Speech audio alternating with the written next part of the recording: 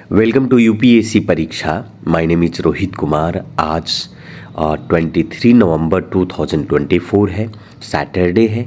और आज के इस international editions the Hindu newspaper में मोस्ट इम्पॉर्टेंट न्यूज़पेपर के बारे में न्यूज़ के बारे में हम चर्चा करेंगे। जैसा कि आप सभी जानते हैं कि जिस प्रकार से अडानी एनर्जी फार्म्स को लेकर एक अंतर्राष्ट्रीय मुद्दा बना हुआ है, किसी से छिपा हुआ नहीं है और कहीं न कहीं भारत सरकार भी इसको लेकर के थोड़ा सा एक्टिव हो गई है और करना पड़ेगा, क्योंकि इनके पास कोई ऑप्शन नहीं है, क्योंकि एक अंतर्राष्ट्रीय मुद्दा बन गया है। अडानी ग्रुप्स अभी उनकी जो मार्केट में जो कंडीशन है वो कंडीशन काफ़ी दयनीय हो चुकी है। और जैसा कि कुछ समय पहले आपको पता होगा, हिरनबर्ग्स के रिपोर्ट में ने भी उस वक्त मार्केट में अडानी के शेयर्स को काफ़ी नुकसान पहुंचाया था। यहाँ पर भी 6 ग्रुप स्टॉक जो है, खास करके अडानी के इंटरप्राइजेस लिमिटेड के, वो नीचे दिन पर दिन गिरते जा रहे हैं। फ्राइडे को थोड़ा सा रिकवरी करने की कोशिश किया, लेकिन जो एनर्जी बिजनेस है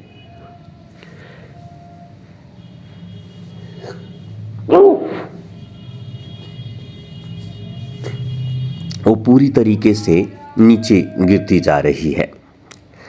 अडानी ग्रीन एनर्जी जो कि एक सेंटर के लिए एक बहुत बड़ा मुद्दा भी बन गया है। जैसा कि कहा गया कि उन्होंने ब्राइबरी देने की कोशिश की सिक्योरिटी यूएसए कोर्ट ने भी इस चीज़ों पर, तो इसकी कल चर्चा हम लोगों ने की थी और 2-3 दिनों तक ये चलेगा।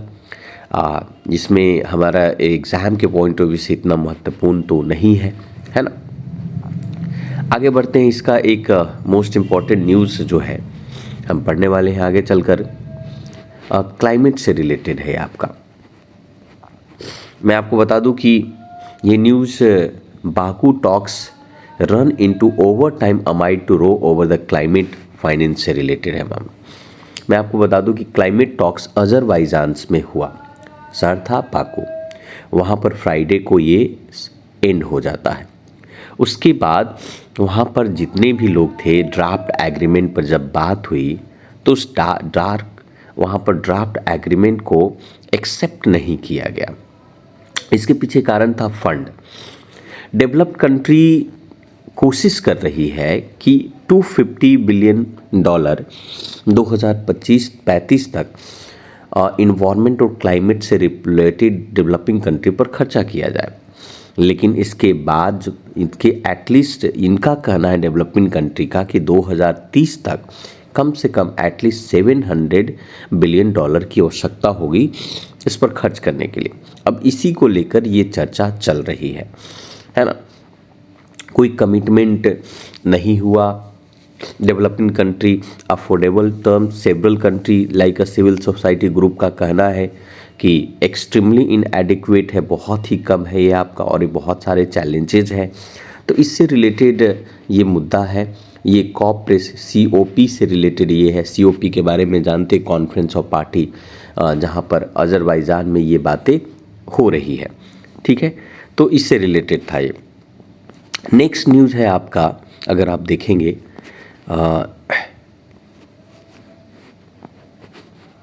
यहाँ पर एक न्यूज़ है डिस्क्वालिफिकेशन से रिलेटेड। मैं आपको बता दूं कि disqualification proceeding against two MLA put on the hold. जैसा कि आप सभी जानते हैं कि खास करके हिमाचल प्रदेश के लेकर, हिमाचल प्रदेश में वहाँ पर एक MLA हैं, इसके बारे में हम बात करेंगे कि सुप्रीम कोर्ट में फ्राइडे को उन पर एक स्टे जारी किया, disqualification proceeding against two 6 MLA who were appointed to chief parliamentary secretary in 2023। अब चीफ जस्टिस हैं अभी हमारा संजीव खन्ना साहब है। संजीव खन्ना और संजय कुमार ने हिमाचल प्रदेश के हाई कोर्ट पर उन्होंने कहा कि ये इलीगल और अनकॉन्स्टिट्यूशनल प्रोटेक्शन है डिस्क्वालिफिकेशंस को लेकर। डिस्क्वालिफिकेशन आपको पता होगा एंटी डिफेक्शंस लॉ के तहत आता है डिस्क्वालिफिकेशन, जिसमें ये स्केड्यूल 10 में डिस्क्वालिफिकेशंस की बात होती है। स्केड्यूल 10 में डिस्क्वालिफिकेशंस की बात होती है यहाँ पर। तो वहीं पर अगर इसी को लेकर के आप कहें तो हिमाचल प्रदेश के जो हाई कोर्ट है उन्होंने डिस्क्वालिफिकेशन प्रोसीडिंग किया था एमएलए के अगेंस्ट में, है ना। तो इससे रिलेटेड आपका ये न्यूज़ है, इसके अंदर में अगर देख सकते हैं। और इसमें पैराग्राफ में इस वर्डिक्ट में ये कहा गया कि protection granted to such appointment to the office of chief parliamentary secretary, और आप कह सकते हैं कि ये चीज़ों पर तो ये इसमें तो उन्होंने इसको अनकॉन्स्टिट्यूशनल माना कि जो भी चीज़ें किया गया ये कॉन्स्टिट्यूशनल नहीं है, अनकॉन्स्टिट्यूशनल है। आज थोड़ी सी तबीयत नसाद होने के कारण इस तरीके से साउंड आपको देखने को मिल रहे होंगे, सुनने को मिल रहे होंगे, पर खैर कोई बात नहीं, डेली बेसिस पर हम ये करते जाएंगे। अब चलिए, एक बड़ा रोचक सा न्यूज़ है, ह्यूमनॉइड के बारे में आप सभी लोग जानते हैं, यानी कि रोबो। अब humanoid teacher makes learning fun, ये न्यूज़ केरला का है। केरला में एक एआई पावर्ड यानी आर्टिफिशियल इंटेलिजेंस पावर्ड नोवा बनाया है और उसी के मदद से केरल के सरकारी स्कूलों के बच्चों को उनके कम्युनिकेशन स्किल्स को इम्प्रूव किया जा रहा है। यानी कि एक रोबो है जो ह्यूमनॉइड है और वही जो है बच्चों को कम्युनिकेशन लेवल सिखा रहे हैं।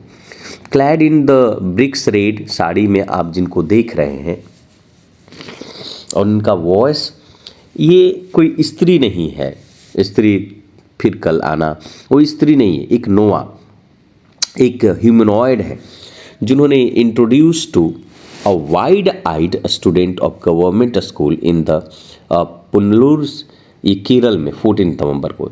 ये आर्टिफिशियल इंटेलिजेंस पावर्ड ह्यूमनॉइड है जो 4 लैंग्वेजेस में बात कर सकती है। करंटली 4 भाषा में बच्चों से बात या किसी से भी बात कर सकती है ना। वो करंटली रीडिफाइन किया जा रहा है लर्निंग एक्सपीरियंस को 74 लोअर प्राइमरी स्कूल्स के अंदर में, और बच्चों को कम्युनिकेशन स्किल्स को डेवलप करेगा। यहाँ पर बच्चे जो है किसी भी प्रकार के क्वेश्चन उनसे पूछ सकते हैं, वो अपने सिलेबस से रिलेटेड, यहाँ तक कि टीचर्स क्वेश्चन आंसर भी कर सकते हैं। यहाँ पर आप सारे टेक्स्ट बुक के पीडीएफ को फॉर्मेट में इस एआई के अंदर में अपलोड कर दिया जाता है, और कोई भी प्रश्न आप उस एआई से आप पूछे तो उस प्रश्नों का जवाब दे देगा। नोवा एक पॉलीग्लोट एक है जो कि अंग्रेजी भाषा, मलयालम, हिंदी और अरबिक भाषा में, यानी 4 भाषा में वो बात कर सकती है। वो अरबिक भाषा एडिशनल लैंग्वेज को भी इसमें ऐड किया गया है। अब ये ह्यूमनॉइड मेनली डिज़ाइन किया गया है ताकि कम्युनिकेशंस को इम्प्रूव कर सके, कम्युनिकेशन स्किल्स को बच्चों के अंदर में इम्प्रूव कर सके, जिससे सभी भाषाओं में क्वेश्चंस करने का इसका जवाब मिले। एआई टीचर जो है बच्चों को मदद करेगा टेक्नोलॉजी में, बच्चों को इंटरेस्ट जगाएगा डेवलपमेंट टेक्नोलॉजी में, और बच्चे आगे चलकर अपने आप को डिजिटल एरा में नेविगेट कर पाएंगे। नोवा एक mannequin equipped with a speaker microphone है इसके अंदर में, साथ में GPT 4.0 चाहे लगा हुआ, ओपन एआई भी लगा हुआ इसके अंदर में। कोई भी प्रश्न पूछने के बाद ये टेक्स्ट, ऑडियो, वीडियो किसी भी फॉर्म में वो जवाब दे सकता है, तो काफ़ी अच्छा है। इसे सरकार को भी इस पर काम करने की ज़रूरत है। अब एक मोस्ट इम्पॉर्टेंट न्यूज़ यहाँ पर है सोशलिज्म से रिलेटेड। भारत में सोशलिज्म का मतलब क्या है? Welfare state, not a dictatorial dogma, ये CJI chief justice of India ने कहा है। ये न्यूज़ बहुत महत्वपूर्ण हो जाता है।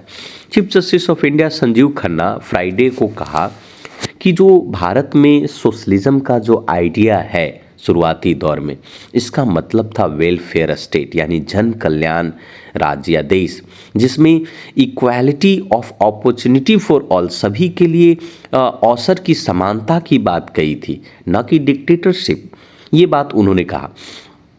अब यहाँ पर चीफ जस्टिस ऑफ इंडिया ने संजय जो चीफ जस्टिस ऑफ इंडिया जो है हमारे, उन्होंने इसे समझाने की कोशिश की है कि वास्तविक रूप से क्या इसका मतलब है इंडिविजुअल के लिए और प्राइवेट के लिए।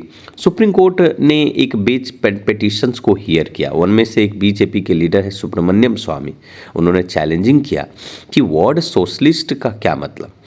Challenging to inclusion of the word socialist secular in the preamble of the constitution. आप सबको पता होगा कि 1976 में भारत के संविधान में के प्रस्तावना प्रियम्बल में सेकुलर सोशलिस्ट शब्द को जोड़े गए थे। अब इस पर पिटिशनर का कहना है, उन्होंने चैलेंज दिया चैलेंज किया उस validity of section of constitution को 42 को। अब इसके तहत आप देख सकते हो कि पर्टिकुलरली चेंजेस की बात हो रही है इस टाइम। अब एक पेटिशनर का आर्ग्यू है कि सोशलिज्म, डॉगमा ऑफ सोशलिज्म जो है cannot prevail over other idea and it was wrong to force upon to nations one particular economic theory में। अब यहाँ पर ये बातें समझाई है इन्होंने कि इक्वालिटी ऑफ अपॉर्चुनिटी का यहाँ पर मतलब क्या है, सोशलिज्म का मतलब क्या है, यानी सोशलिज्म यानी समाजवाद के वास्तविक मतलब क्या है। समाजवाद का वास्तविक मतलब यहाँ पर वेलफेयर स्टेट से होता है, जहाँ पर they should be equal opportunity, सभी के लिए समान अधिकार होना चाहिए। It's never prevent the private sector from आपके थ्रिविंग की तरफ। अब we have all benefited from the private sector, हम सब लोग प्राइवेट सेक्टर से बेनिफिट प्राप्त करते हैं। सो सोशलिज्म का आइडिया जो है इस आर्टिकल कॉन्स्टिट्यूशन में, जो आर्टिकल में हर जगह आपको देखने को मिल रहा है। एडवोकेट अश्वनी कुमार उपाध्याय जो है एक पिटिशनर है, उन्होंने कहा कि preamble is a statement of adoptions of the constitution by the constituent assembly. ये बात सही है कि 26 नवंबर 1949 को प्रियम्बल को संविधानी सभा के द्वारा इसको अडॉप्ट किया गया and cannot be change its unalternated fact के बेसिस के आधार पर इसको हम बदल नहीं सकते। लेकिन प्रियम्बल में जो इंक्लूजन किए गए हैं विदाउट अ स्टेट रेटिफिकेशन के, स्टेट का उसमें कोई रेटिफिकेशन नहीं है, तो क्या विल ऑफ द पीपल, तो क्या ये जनता के मर्जी से है आपका। मिस्टर उपाध्याय ने इन चीज़ों पर कहा कि भाई ये amounted to a fraud on the constitution होता है। उन्होंने पॉइंट किया कि 42nd constitutional amendment act was pass in the thick of emergency के दिनों के दौरान में ये पास किया गया था और उस समय जो है लोगों की आवाज़ पूरी तरीके से चुप भी थे, सादे हुए थे। बट चीफ जस्टिस ने इस बात पर जोर देते हुए कहा कि सोशलिज्म और secularism were the part of the basic structure of the constitution, ये संविधान के हमारे आधारभूत संरचना का एक हिस्सा है। सीपीआई लीडर राज्यसभा के मेंबर जो हैं बिनोय विश्वम, उन्होंने रिप्रेजेंट करते हुए एडवोकेट आपका श्री राम परनाकर जो भी है उनका नाम, उनको कहा कि भैया ये plea as a reuse to removed socialist secular from the preambles, इसको निकालना चाहिए कैंपेन। ऐसी बहुत सारी बातें हो रही, इनका काम नहीं है। पर चीफ जस्टिस साहब ने सही कहा कि भाई ये समाजवाद जो है इसका वेलफेयर का काम है, वेलफेयर यानी जन कल्याण के लिए है ये आपका, और ये जन कल्याण बने हुए रहना चाहिए। अगला न्यूज़ हम बात करते हैं आईआर से रिलेटेड। आईआर यानी इंटरनेशनल रिलेशंस। हम बात करेंगे एफटीए निगोशिएशंस को लेकर भारत के साथ सिर्फ से 2025 तक शुरुआत करने की बात कही जा रही है, पीएम के प्रधानमंत्री ने कहा। अब चलिए, फ्री ट्रेड एग्रीमेंट, जैसा कि आप सभी जानते हैं भारत और यूके के बीच में फ्री ट्रेड एग्रीमेंट की बात की जा रही है। कहा जा रहा है कि भाई बायलैटरल ट्रेड पार्टनरशिप करीब करीब 42 बिलियंस का होगा इस साल, इसे रीलॉन्च किया जाएगा जल्द ही। ये प्राइम मिनिस्टर जो है यूके के, उन्होंने कहा।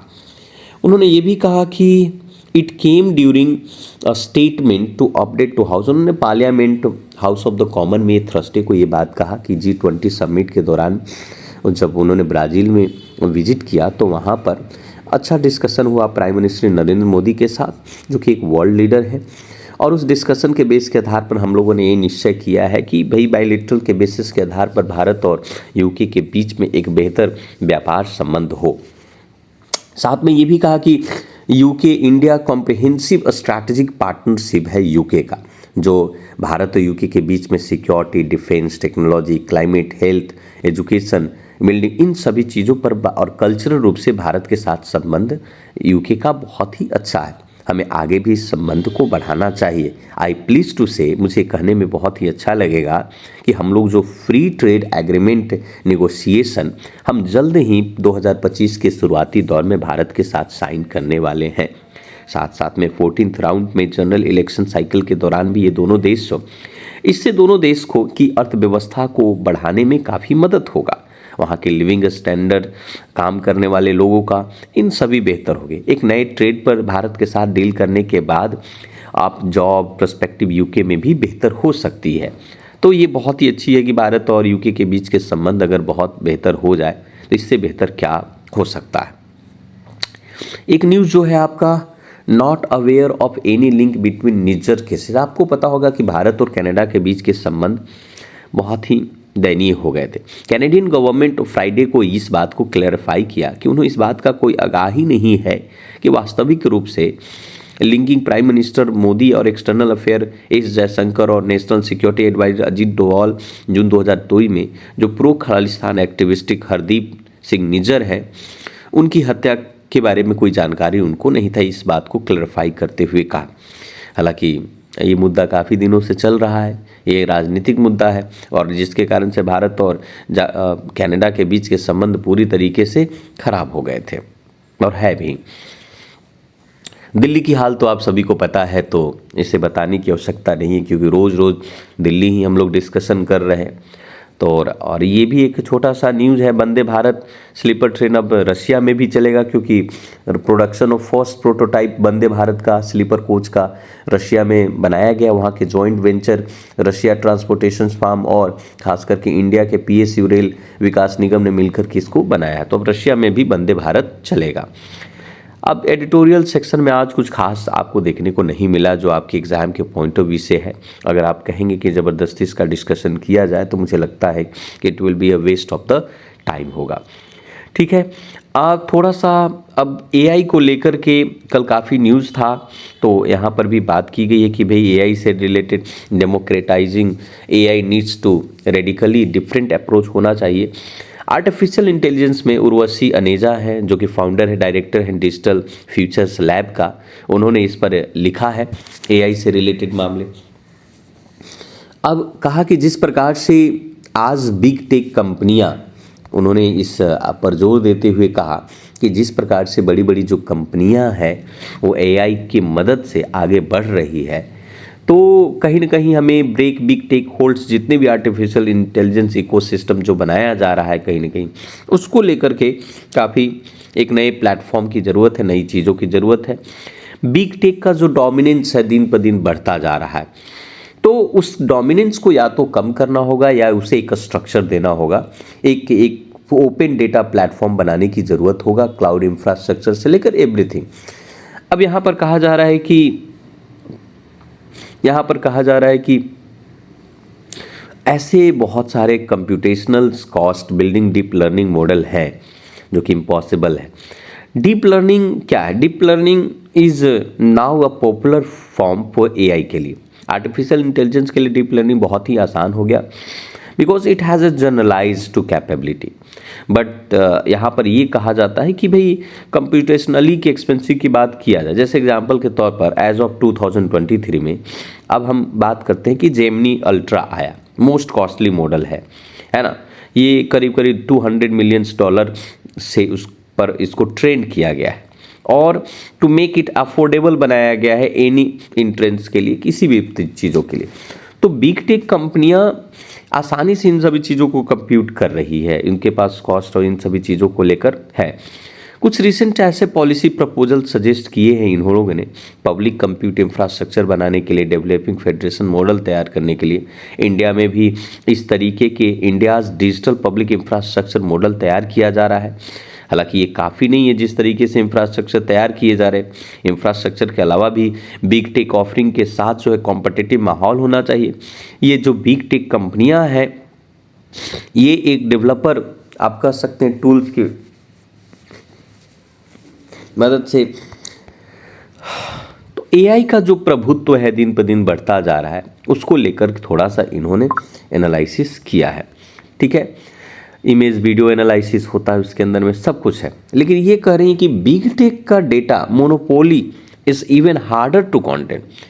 तो ये सब चीज़ें हैं, AI से रिलेटेड है आपका, और इसी पर चर्चा इस पर होता रहेगा, इतना इम्पॉर्टेंट नहीं है। आपको UPSC के पॉइंट ऑफ व्यू से अगर आप देखोगे तो नहीं पूछते जा रही है,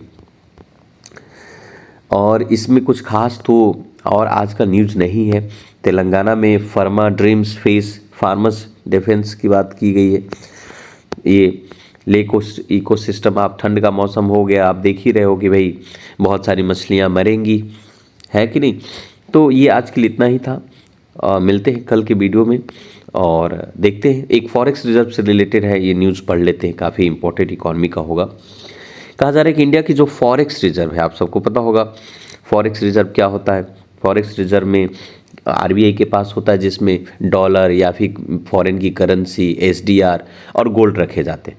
इंडिया के फॉरेन एक्सचेंज रिजर्व आजकल वीकली नीचे देखने को मिला, मोर देन 4 मंथ से लोएस्ट लास्ट है आपका। डॉलर स्ट्रेंडिंग, डॉलर मजबूत होता जा रहा है। अभी अगर इसमें बात करें तो रिजर्व जो है 17.8 बिलियन के साथ पिछले वीक में अगर देखा जाए नवंबर 15 में वो नीचे गिरा है आपका। अभी 1998 के अवेलेबल डेटा के बेस अभी जो फॉरेक्स रिजर्व जो है आरबीआई के पास है, आरबीआई के पास जो फॉरेक्स 657.89 बिलियन है, डेटा है ये आपका। आरबीआई के पास से फॉरेक्स रिजर्व है प्राइवेट। फॉरेक्स रिजर्व जो है टोटल नियरली 30 बिलियन के साथ लास्ट 6 वीक से नीचे गिरा है और ऐसा कहा जाता है कि 47 तक नीचे जाएगा और 47 billion from record of high 704.89 billion hit के साथ। अब ये फॉरेक्स करेंसी जो फॉरेन करेंसी का एसेट दिन पर दिन चेंज होता जा रहा है, तो इस पर भी लेकर के ये दिए गए हैं कि भाई फॉरेक्स रिजर्व नीचे गिर रहे हैं, रुपया जो है कमज़ोर होता जा रहा है और रुपया का भी मूल्य जो है 84.41 हो गया $1 बराबर। तो आपका 84.44 फ्राइडे को है, 84.50, तो इस तरीके से लगातार नीचे गिर रहा है। तो फॉरेन के जो इन्वेस्टर हैं वो अपना लोकल स्टॉक को बेच रहे हैं एंड द बॉन्ड ग्रोथ, जिसके कारण से अपने पैसे निकाल करके अपने देश लेकर जा रहे हैं। 11.7 बिलियन के आसपास डॉलर अक्टूबर में लेकर के गए। तो सेंट्रल बैंक जो है इंटरवेंशंस कर रहा है फॉरेक्स मार्केट में कि भाई कैसे उसको ये करो, नहीं तो ये हमारी इकॉनमी थोड़ी सी डाउन हो जाएगी। ठीक है, तो ये फॉरेक्स रिजर्व से रिलेटेड था।